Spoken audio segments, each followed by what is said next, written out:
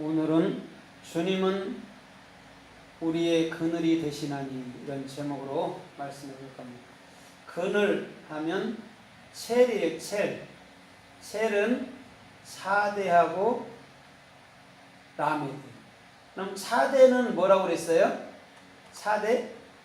낚싯바늘이라 했죠. 그죠? 낚싯바늘은 뭐예요?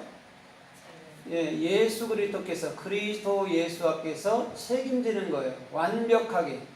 사람이 뭘 이룰 것도 없고 한달 것도 단 하나도 없어요. 오직 누구만이 책임져요? 그리스도 예수께서만이 책임지는 거예요. 근데 많은 사람들이 자기가 조금 헌신하면 자기의 공로를 나타내잖아요. 그러나 우리 주님은 그것을 인정해야 안 해요? 하지 않아요. 오직 하나님의 일은 하나님만이 하시는 거예요. 그걸 차대라고 얘기를 한단 말이에요. 그래서 그 낚싯바늘에 딱 한 번 고기가 깨이면은 빠져나가요? 못 빠져나가요? 못 빠져나가는 거예요. 그러면 육적 생명이 예수와 함께 죽고 영적 생명은 그리스도로서 사는데 그것은 곧 우리에게 활이라는 캐시트가 돼서 그리스도의 소망을 주는 자로 나타나는 거예요. 그래서 올무, 갈고리, 화살이 다 같은 거예요. 그래서 다 동물들, 짐승들을 잡는 데 쓰인단 말입니다. 왜 구약에도 자꾸 동물들을 멸절하고 사람들을 다 멸절하겠어요? 그렇죠? 육적 생명은 짐승인데 그것은 반드시 십자가에 죽어야 된다는 거예요. 그래야 영적인 생명으로, 영으로서, 진짜 사람으로서 그리스도인다운 삶을 살 수 있다는 거예요. 그래서 우리 주님은 차대라는 것을 허락해 놓은 겁니다.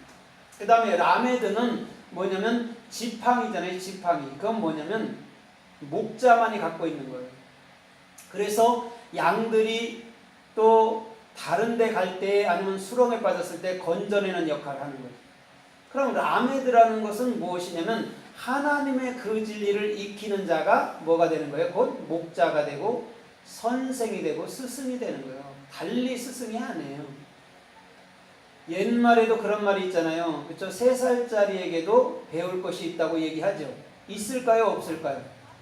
3살짜리에도 있어요. 우리는 매사가 다 우리는 다 배울 것이 있는 거예요. 우주 만물은 다.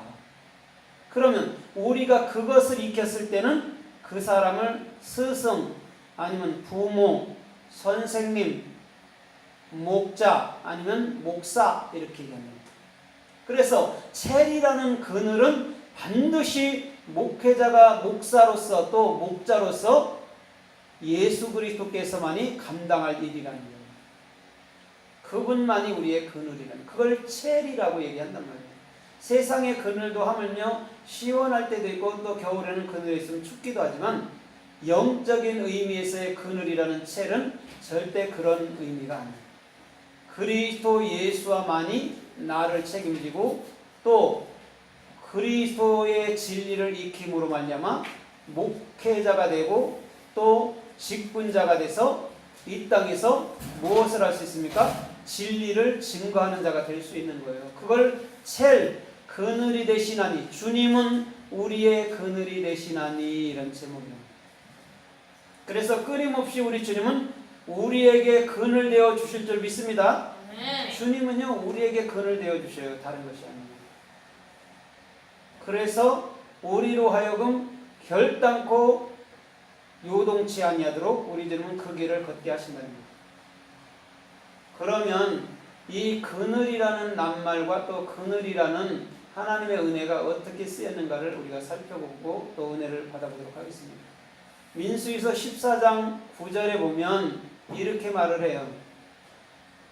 저들의 보호자가 떠났고 주님은 우리와 함께 하는도다. 이것은 여호수아와 갈렙이 고백한 말이에요. 그러면서 여호수아와 갈렙이 하는 말이 있다면 저들은 우리의 밥이라고 얘기했어요. 가나안 땅을 가르쳐 말할 때 그렇게 얘기했단 말이에요. 그럼 밥은 왜 먹어요? 이 땅에서도? 힘을 얻으려고 먹는 거예요. 그럼 예수님을 왜 먹어요? 예수님을 먹고 영적인 생명 안에서 힘을 얻고 영적인 양식을 증거하기 위해서 먹는 거예요. 그래서 가나안이라는 그리스도가 적용되는 그곳은 뭐예요? 우리가 먹을 곳, 우리 마음이었다는 거죠. 그래서 가나안의 7족속들이 나오는 거예요. 그래서 가나안의 7 족속은 쉐부아라고 그랬잖아요. 그렇죠? 하나님의 올바른 비전이 그 마음에 있는 거란 말이죠. 그래서 주님은 여호수아 갈렙을 통해서 저들의 보호자가 떠났다 이렇게 얘기합니다. 거기서 보호자가 첼 그늘이에요. 그림자라고도 해석을 했던 말이죠.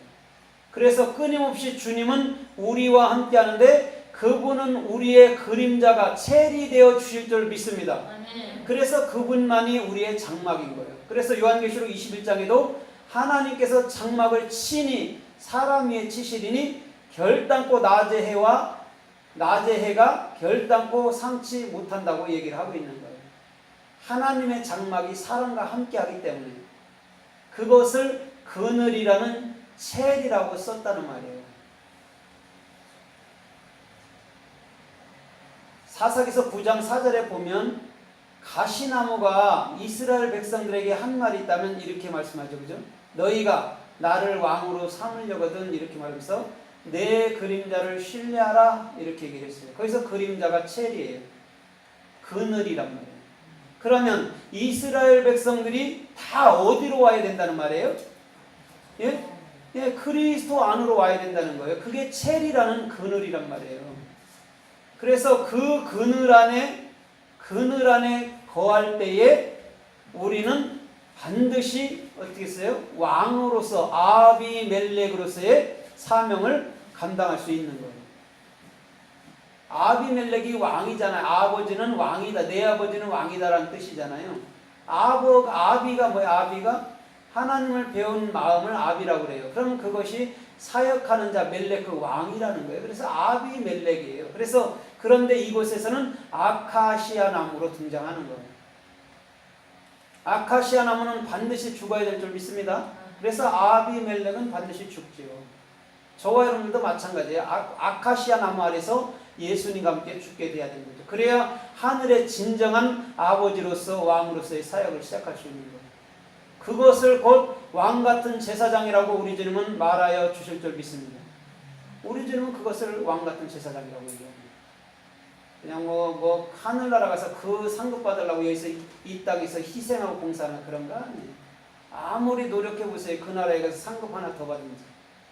그 나라의 상급은 예수 그리스도이고 그 천국 100% 저와 여러분들 것이기 때문에 조금 더 우리가 섬김했다고 그 상급 못 받아요. 100% 은혜로 주어지는 것인 줄 믿습니다. 우리가 이 땅에 태어나면 이 자연을 누리잖아요. 누구 거라 할 것이 없잖아요. 똑같아요. 천국은 우리 거니까 내 거니까 다 누리는 거예요. 하나님처럼. 그게 천국이란 말이에요. 죽지도 않고 그렇죠? 쇠하지도 않고 늙지도 않는 곳. 하나님처럼 된 자만이 살 수 있는 나라가 천국이란 말이에요. 그럼 그것을 똑같이 공유한단 말이에요. 공산주의처럼. 공산주의는 진짜 공산주의는 그때 천국이 될 때 실현되는 거예요. 그러나 이 땅에서는 민주주의가 맞는 거예요. 공산주의보다. 이론은 공산주의가 나도 결단코 민주주의를 앞설 수는 없어요. 공산주의는 억압하잖아요. 민주주의는 그래도 자유를 주고. 저와 여러분들의 모든 삶이 참으로 아비멜렉으로서 그 그림자 안에서 그 그늘 안에서 첼 안에서 쉼을 누리기를 주님의 이름으로 드립니다. 열왕기하 10장에서 보면 열왕기하 10장 1절로 10절 이하까지 보면 히스기야가 병들었어요. 그렇죠? 그런데 히스기야가 주님께 기도를 하죠.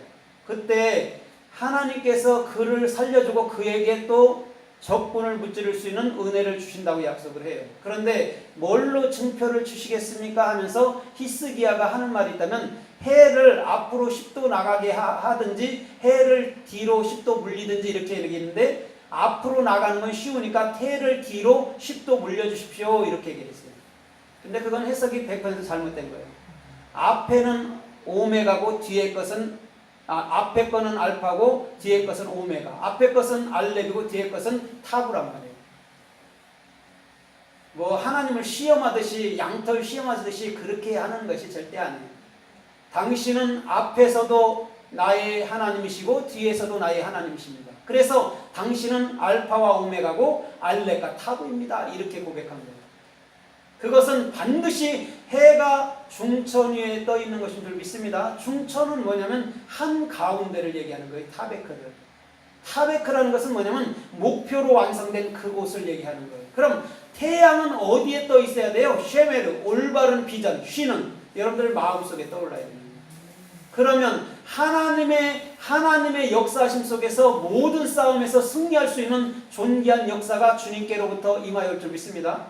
그것을 알지 못하면 우리는 이 땅에서 성경 해석한다는 것이 다 뭐예요? 선악과 좌우로 치우쳐서 결단코 하나님의 뜻을 단 한마디도 알지 못하게 되는 거예요. 그런데 이 땅에서 하나님은 어떻게 역사한다고 그랬어요? 우리에게? 역사할 때 어떻게 역사한다고 그랬어요? 선악이 없으신 분인데 우리에게 역사할 때는 어떻게 역사한다고 그랬어요? 선악으로 역사할 수밖에 없어요. 왜냐면 너 이거 기도할 때 이거 해라 하지 말라로 얘기할 수밖에 없잖아요. 하나님 응답은 우리에게. 그렇지 않으면 못 알아먹으니까. 선악으로 우리 주님이 우리에게 대해준다 해서 하나님은 선악을 갖고 계신 분이거나 그러면 안 돼요. 하나님은 오직 선만 갖고 계신 분이에요. 우리가 그분을 이해할 수도 없고 우리의 받은 그 마음이라는 게 선악이라는 두 마음을 가졌기 때문에 결단코 하나님을 이해할 수가 없어요. 어떻게 되기까지요? 내 생각이 죽기까지는 하나님을 절대 이해할 수가 없어요. 그래서 하나님이 내게 훈련이거나 연단을 주면 하나님을 나쁜 분으로 치부합니다. 그러나 하나님께서 내게 금덩어리나 막 열어주는 걸 주면 막 하나님 막 할렐루야하고 하나님 막